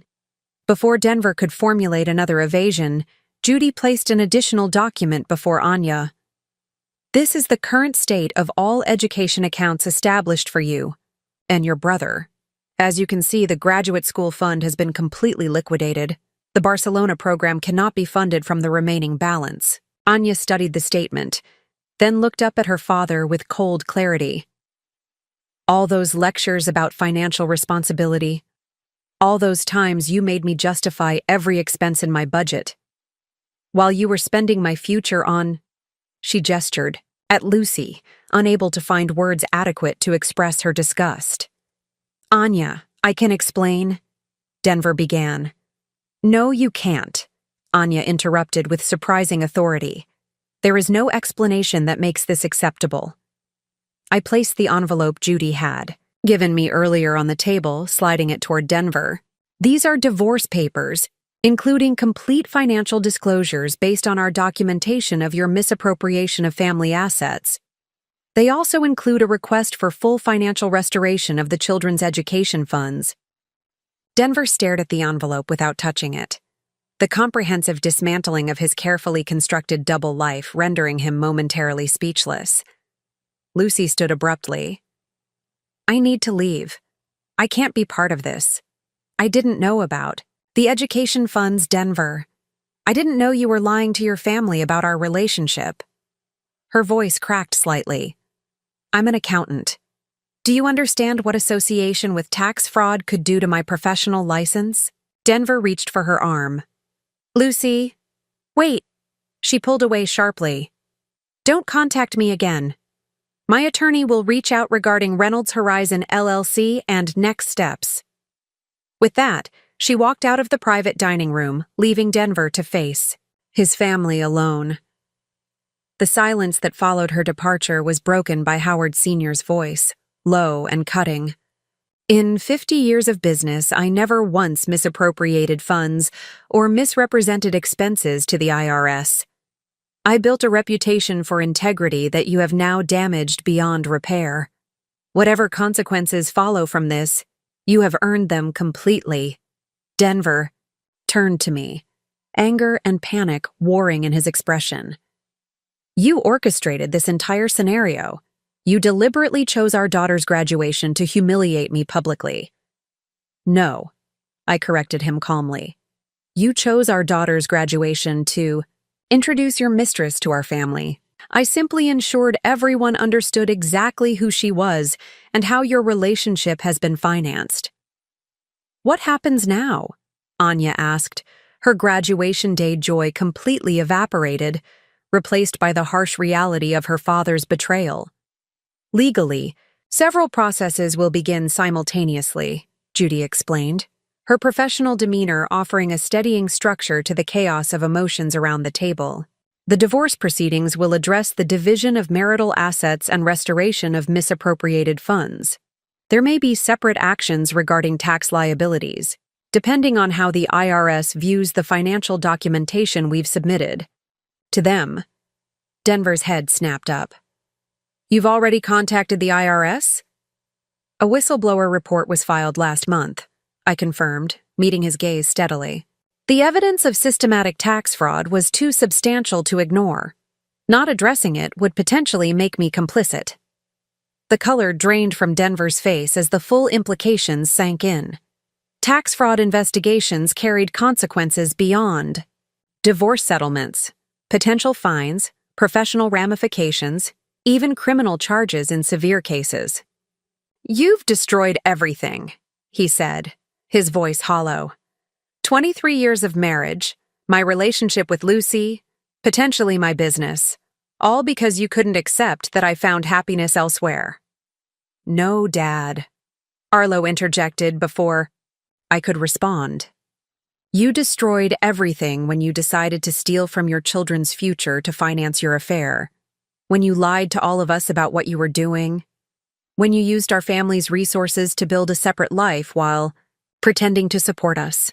Denver seemed genuinely shocked by his son's direct condemnation.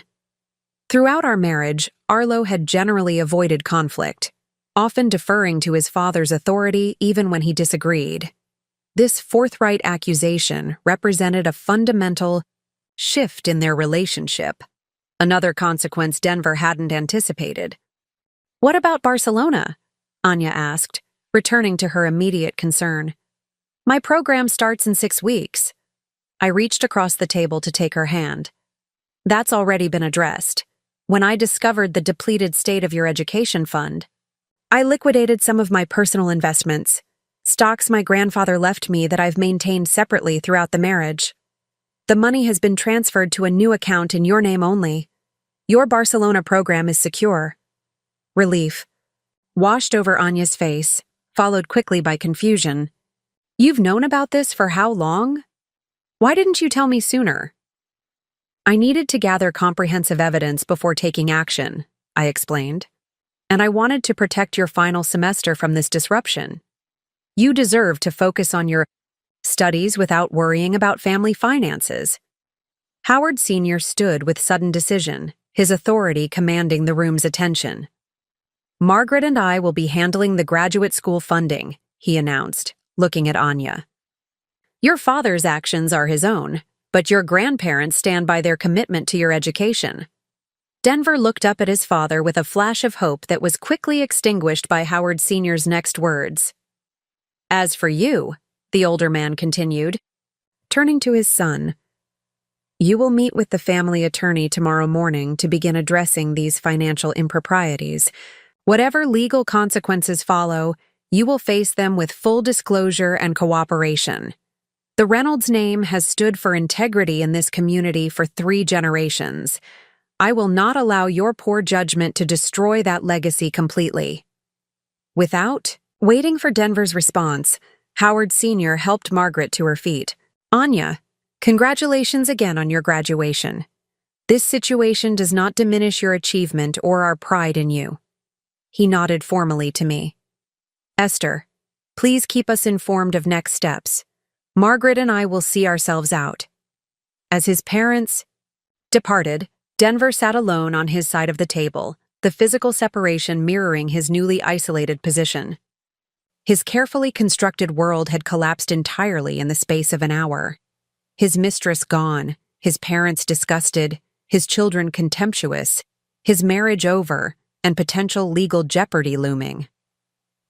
Word spreads quickly in professional circles, especially when those circles are built more on appearance than substance. Within days of the graduation confrontation, The carefully constructed image Denver had maintained among colleagues and business associates began to fracture. The first domino fell when Colton Howard, Denver's CFO and longtime associate, requested an urgent meeting with me and Judy. We met at Judy's office rather than at the house I still shared with Denver, though we now occupied separate bedrooms and maintained minimal contact. I need to understand my potential exposure, Colton explained, his typically confident demeanor replaced by visible anxiety.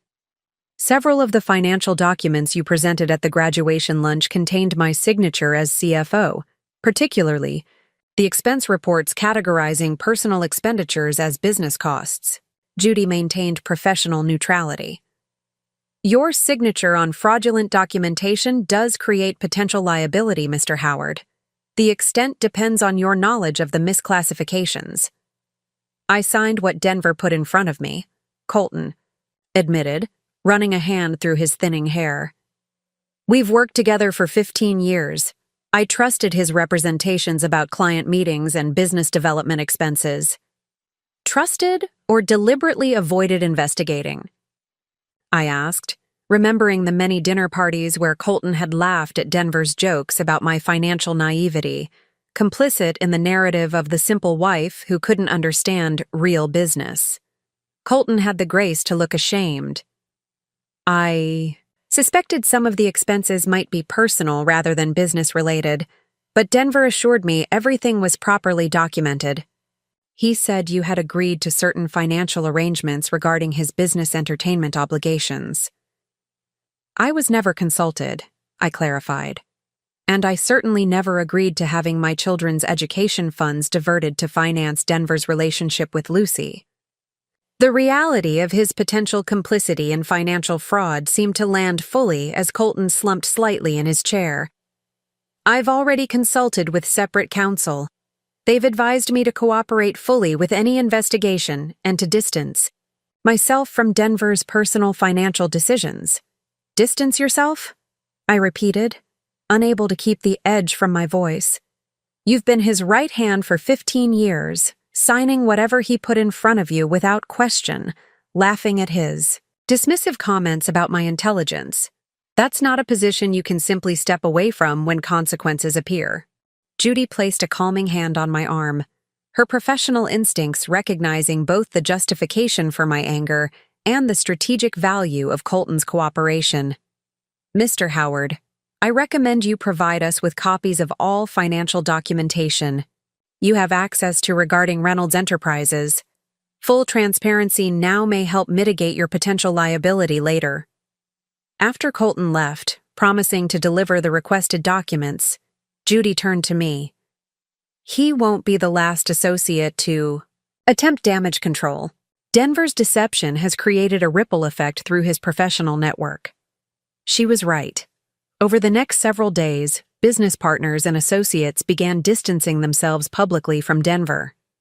Jeffrey Watts, a major investor in Reynolds Enterprises, issued a statement announcing a pause in capital commitment pending financial review. The Chamber of Commerce quietly removed Denver from the Leadership Council listing on their website. The charity board he had chaired sent a formal letter requesting his resignation in light of recent concerns. Most telling was the sudden absence of invitations to the social events that had previously filled our calendar. The same people who had eagerly accepted Denver's mentorship, laughed at his jokes, and benefited from connections to his perceived success now implemented a collective social quarantine. Emma Richardson, who had organized the hospital fundraiser that Denver had prominently sponsored for years, called me directly. Esther, I wanted you to know that the committee still values your involvement, of course. Your organizational skills have been invaluable, but we thought, given the circumstances, Denver might prefer to step back from his sponsorship role this year. The careful phrasing barely disguised the reality. Denver's reputation was toxic, and organizations were scrambling to distance themselves from potential association with financial impropriety. The business empire he had built, which had always prioritized appearance over substance, was revealing its fragile foundation now that the architect's credibility had crumbled. The legal consequences of Denver's actions materialized with surprising speed.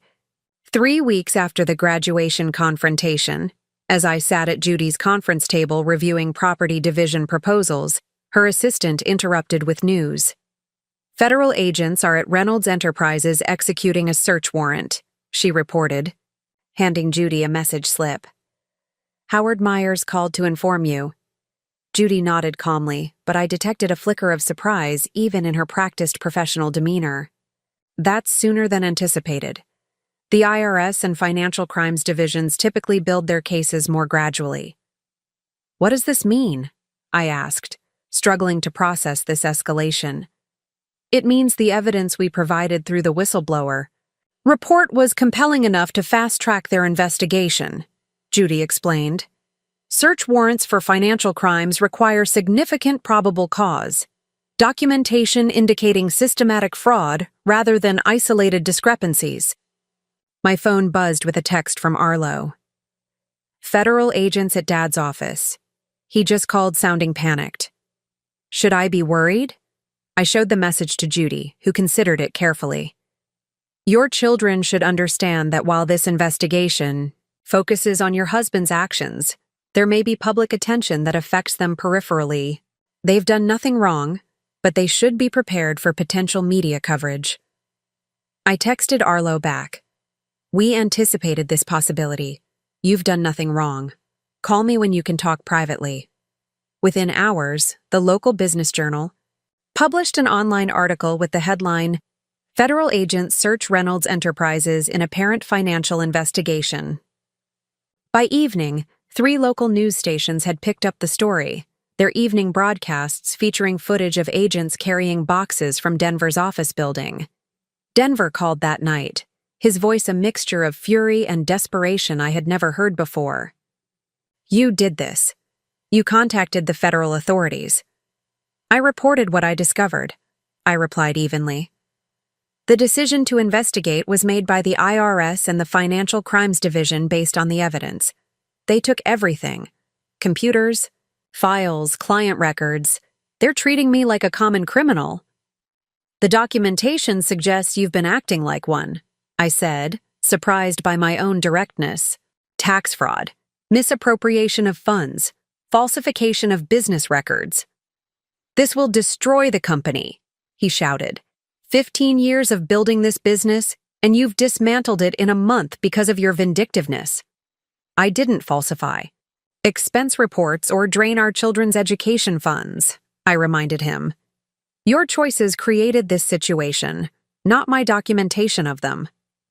The following morning, Howard Myers called with an update. The search warrant execution was just the beginning, he explained. Based on my contacts at the Financial Crimes Division, they've frozen several accounts associated with Reynolds, Enterprises, and the Nevada LLC. They're moving quickly because they found evidence of ongoing attempts to transfer assets offshore. Denver has been trying to move more money out of reach? I asked, though I wasn't truly surprised. Apparently, in the 3 weeks since the confrontation, he's attempted to liquidate several company assets and transfer funds to accounts in the Cayman Islands, accounts not previously disclosed in any of the company's financial records. Later, that day, Denver's attorney contacted Judy to request an emergency modification to our temporary financial arrangements. Mr. Reynolds's accounts have been frozen as part of the federal investigation. He requires access to living expenses. Judy's response was measured but firm. We'll need full disclosure of all accounts, domestic and international, before considering any modifications to the current arrangement. Additionally, Mr. Reynolds should be aware that attempts to transfer assets after the commencement of divorce proceedings could be viewed as dissipation of marital property by the court. That evening, as I prepared dinner in what still felt like a strange limbo, living in the family home while divorce proceedings and federal investigations simultaneously unfolded, Anya called from her apartment near campus. Mom, it's all over the finance blogs, she said without preamble. They're saying Dad might face criminal charges. Is that true? I considered how to balance honesty with sensitivity. The investigation is serious, I acknowledged. The evidence suggests activities that could potentially result in criminal charges. Yes. There was a long pause before Anya spoke again. I keep thinking about all those lectures he gave me about integrity and responsibility. How do you live with someone for 23 years and not know who they really are? It was the question I had been asking myself since finding that first hotel receipt 18 months ago. The beginning of a journey that had revealed not just Denver's infidelity, but a pattern of deception that had shaped our entire marriage. 18. Months after the graduation confrontation, I stood in the sun-drenched kitchen of my new townhouse, preparing for Anya's return from Barcelona.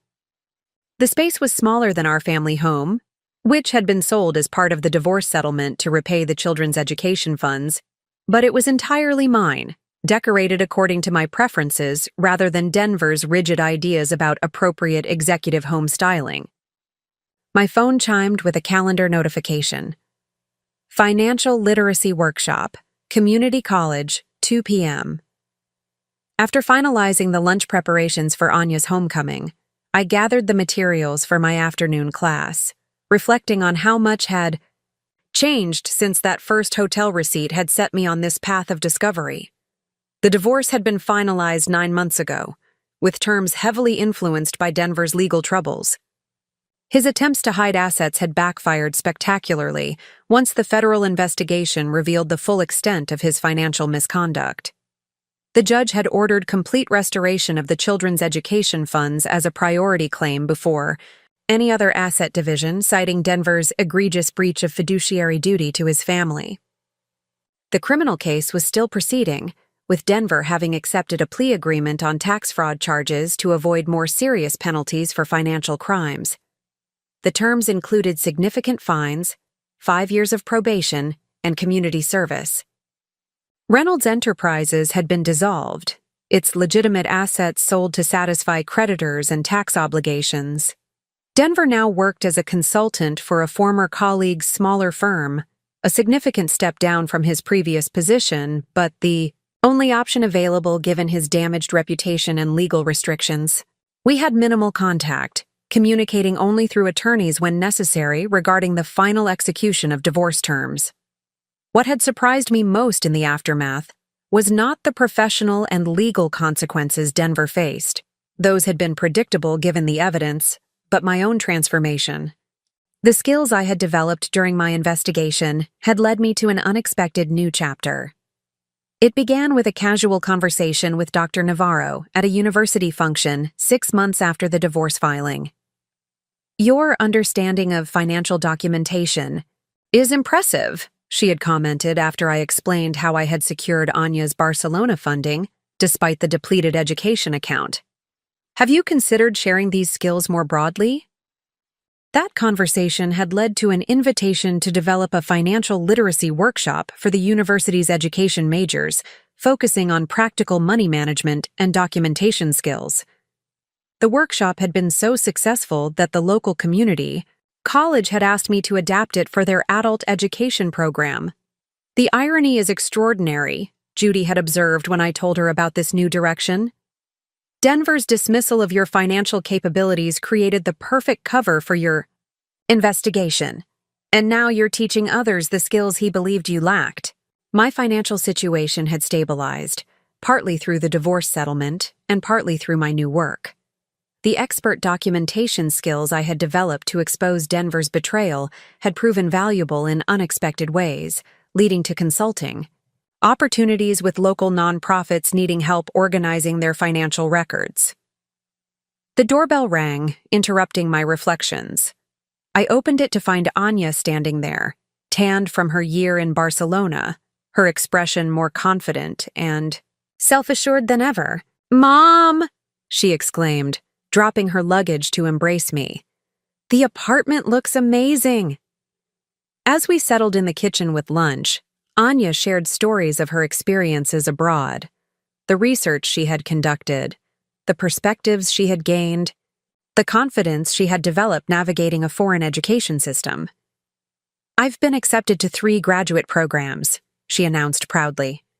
With Grandpa and Grandma's funding secure, I can choose based on the program quality rather than cost constraints.